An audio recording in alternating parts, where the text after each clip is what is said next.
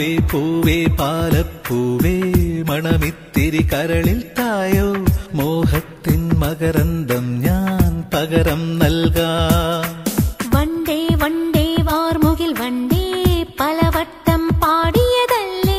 Palakkad വഴിയായതുകൊണ്ട് Palakkad fort അല്ലെങ്കിൽ പാലക്കാട് കോട്ടയിലേക്ക് പോകാൻ നമ്മൾ ശ്രമിക്കും. പാലക്കാട് ജില്ലയിൽ കയറിയതിൻ്റെ ആദ്യത്തെ സൈൻ.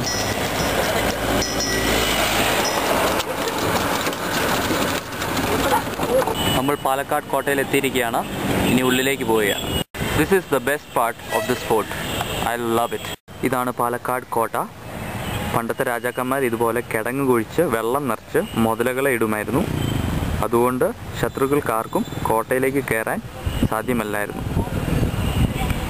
കരിങ്കല്ലും ചുണ്ണാമ്പും കൊണ്ട് നിർമ്മിച്ച ഈ കോട്ട ഹൈദരലി 1766 പണിതതാണ്. നമ്മളിപ്പോൾ പാലക്കാട് കോട്ടയുടെ ഇൻഫർമേഷൻ സെൻറ്ററിലാണ്. ഇവിടെ പണ്ടത്തെ ശിലാശില്പങ്ങളും ഇന്ത്യയിലെ പ്രധാന സ്ഥലങ്ങളുടെ ഫോട്ടോകളുമാണ് ഉള്ളത്. 1790 വരെ ഇത് ബ്രിട്ടീഷുകാരുടെ കയ്യിലും മൈസൂർ സുൽത്താൻസിൻ്റെ കയ്യിലുമായിരുന്നു. 1768 കോണൽ വുഡ് ഇത് പിടിച്ചടക്കിയെങ്കിലും അല്പമാസത്തിനുള്ളിൽ ഹൈദരലി തിരിച്ചു പിടിച്ചു. മൈസൂരിലെ ഹൈദരലി പാലക്കാട് ഫോർട്ട് പിടിച്ചടക്കാൻ കാരണം മലബാർ കർണാടക റിലേഷൻസ് നല്ലതായിട്ട് വെക്കാനാണ്. ആ സമയത്ത് പാലക്കാടായിരുന്നു തെക്കൻ മലബാറിൻ്റെ ഭരണകേന്ദ്രം. 1783 കോണൽ ഫുള്ളർട്ടൺ ഇത് പിടിച്ചടക്കിയെങ്കിലും അന്നത്തെ കോഴിക്കോട് സാമൂതിരി ഇത് തിരിച്ച് പിടിച്ചിട്ട് രാജശേഖരവർമ്മന് കൈമാറി. 1790 കേണൽ സ്റ്റുവാർട്ടിൻ്റെ നേതൃത്വത്തിൽ ബ്രിട്ടീഷ് ഈസ്റ്റ് ഇന്ത്യ കമ്പനി ഇത് തിരിച്ചു പിടിച്ചു.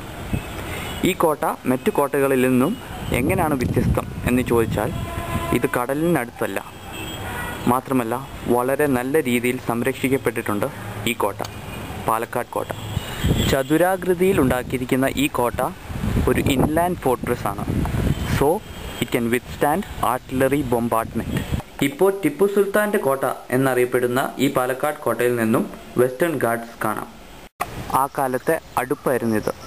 ആ കാലത്തെ നടയുള്ള കിണർ, വളരെ അപൂർവമായ മരം.